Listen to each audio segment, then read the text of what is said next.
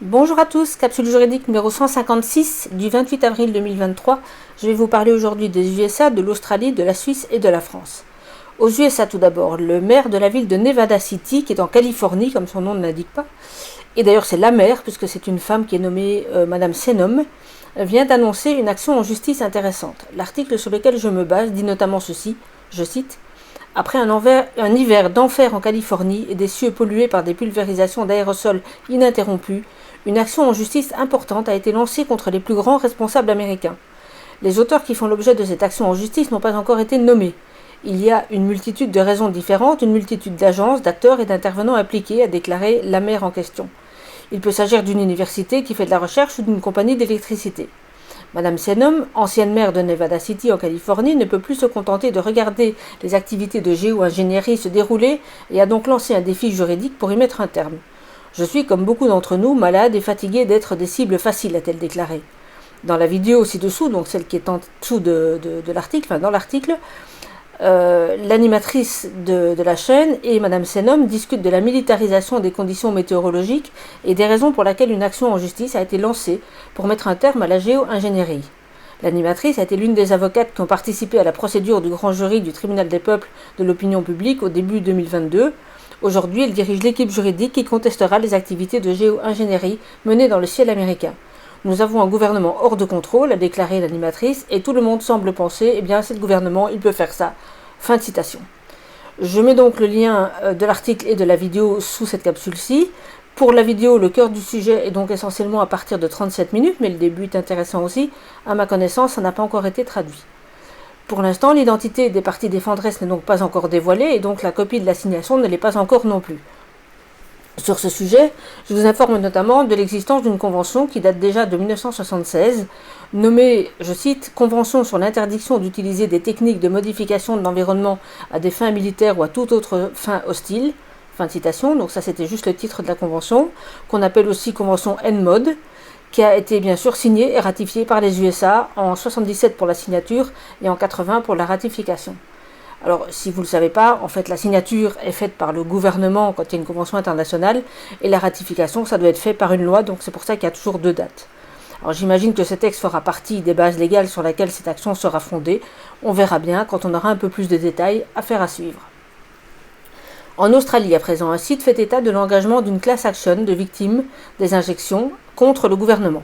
Le titre de l'article est, je cite, « En attendant de se noyer, un recours collectif contre le vaccin Covid est déposé contre le gouvernement fédéral. » L'action a été lancée la semaine dernière, semble-t-il, donc l'article est en fait daté d'hier, 27 du 4, et parle d'une action lancée mercredi dernier, mais ça a l'air d'être la semaine dernière, par un enseignant australien, par ailleurs très sportif si on en croit l'article, qui a dû se faire enlever une partie du cœur après une sévère péricardite survenue peu après la première injection de Pfizer. Il décrit son parcours médical dans l'article de l'injection jusqu'à l'opération à cœur ouvert. Deux autres demandeurs sont dès à présent aussi initiateurs du recours. Et l'article dit notamment ceci, parlant du premier plaignant. Je cite, « Il est l'un des nombreux Australiens mécontents de la manière dont le gouvernement fédéral les a traités dans le cadre de son programme de réclamation pour le vaccin Covid. » Fin de citation. Ensuite, il évoque le second plaignant, enfin l'article évoque le second plaignant, qui souffre quant à lui non seulement de douleurs thoraciques, mais aussi de graves problèmes neurologiques, et qui indique, je cite, qu'il peut supporter 3 à 4 heures par jour d'activité légère, comme marcher dans la maison et parler, avant que son cerveau ne s'éteigne. Fin de citation. Ce même plaignant précise, je cite à nouveau, « Je n'ai qu'un nombre limité de fonctions, puis elle s'arrête complètement avec une activité semblable à une crise, des tics, tremblements des jambes, arrêt des jambes qui ne veulent plus marcher, la parole s'arrête, la vision s'arrête, etc. » a-t-il déclaré. Un peu plus loin, je cite à nouveau, « J'ai tout fait, toutes sortes de thérapies à la lumière rouge, des caissons hyperbares, des neurologues fonctionnels qui m'ont mis sur toutes sortes de machines, j'ai épuisé toutes les possibilités médicales. » Ce père de 2 enfants, je cite toujours, a vu sa demande d'indemnisation rejetée et s'est retrouvé au chômage. Si le loyer augmente ou si quoi que ce soit change, je suis pratiquement sans abri, a-t-il déclaré. En tant que parent, c'est dévastateur. Toutes nos options pour un avenir prospère ont disparu.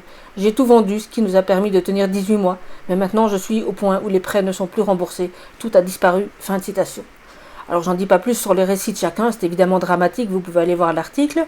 Quant à l'action elle-même sur laquelle je me concentre, elle a été organisée et financée par une médecin généraliste de la province du Queensland et est introduite contre différents défendeurs. Le gouvernement du Commonwealth, L'administration des produits thérapeutiques, si je comprends bien, c'est l'équivalent australien de la FDA, et précise l'article, je cite, contre un certain nombre de hauts fonctionnaires. Fin de citation. Et l'article précise ensuite, je cite à nouveau, l'action allègue que les défendeurs ont approuvé les vaccins sans disposer de preuves ou de bases logiques appropriées ou raisonnables permettant de déterminer raisonnablement que les vaccins sont sûrs, efficaces et présentent un profil risque-bénéfice positif.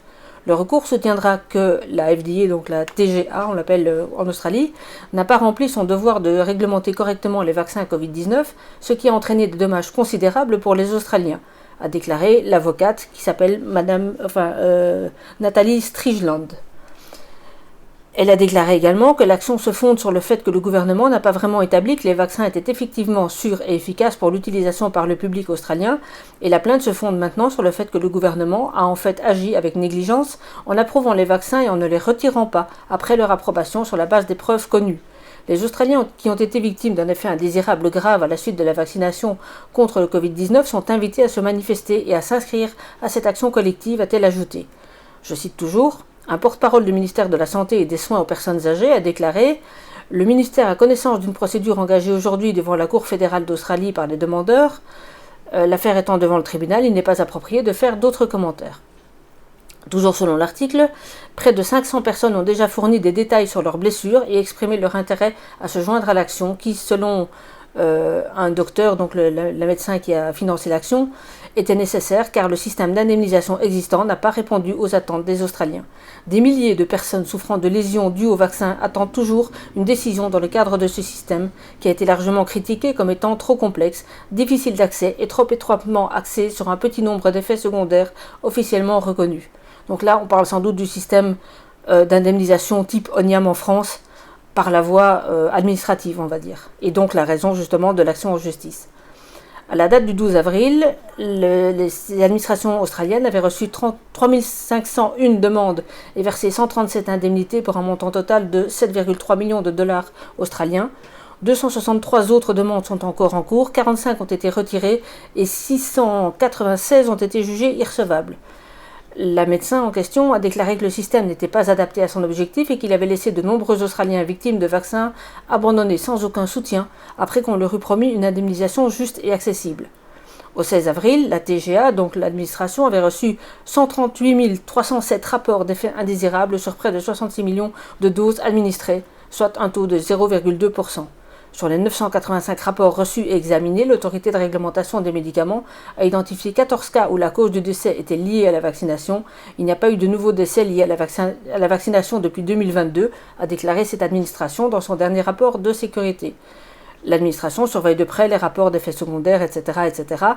Donc voilà, donc les Australiens ne sont pas contents de la façon dont l'administration indemnise les dommages dans le cadre de la procédure de base, et donc cette class action est engagée pour permettre justement de saisir les tribunaux, et un appel est fait à toutes les victimes d'éventuellement se joindre à l'action. Donc ça risque de grossir très vite. L'article est assez long, je vous suggère d'aller le lire, et affaire à suivre là encore. En Suisse, à présent, un restaurateur de la station de Zermatt avait défrayé la chronique à différentes reprises. Dans un premier temps, il avait refusé de contrôler les passes sanitaires. Ensuite, l'accès à son établissement avait été fermé par les pouvoirs publics qui avaient déposé devant sa façade de gros blocs de béton. Vous avez sûrement vu ces images courant 2021. Le restaurateur avait alors improvisé un bar en plein air sur les blocs de béton.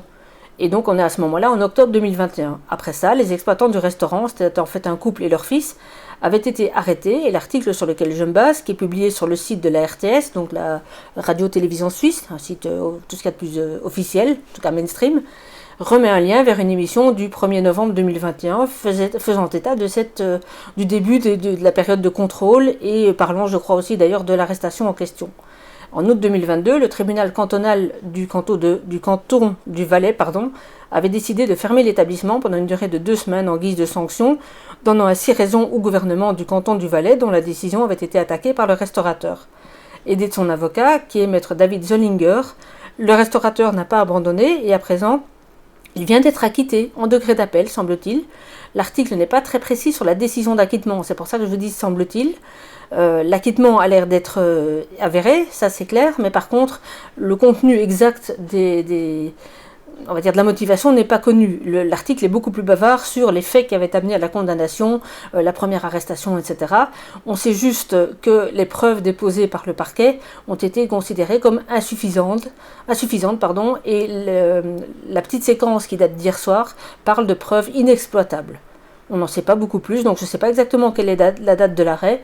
À mon avis, c'est hier, puisque l'article est assez tardif, ils ont dû vouloir l'annoncer juste quand c'était arrivé, mais malheureusement, il n'y a pas plus de détails. En tout cas, bravo à lui pour son courage et son endurance, et je mets sous ma capsule le lien vers l'article qui relate cette information. En France, enfin, j'ai eu l'attention attirée par une vidéo que j'ai uploadée sur mon canal Telegram. Il s'agit d'un chauffeur de véhicule Uber qui vous parle de pratiques de la société Uber au-delà de l'entendement.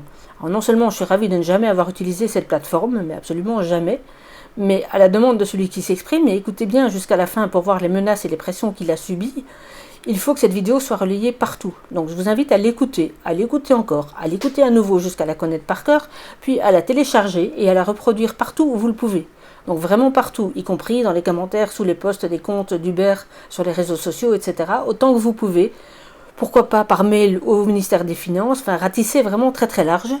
Et je mets sous cette capsule donc non seulement le lien vers mon canal Telegram, mais aussi le lien de la même vidéo sur Odyssée, tant qu'elle n'est pas retirée.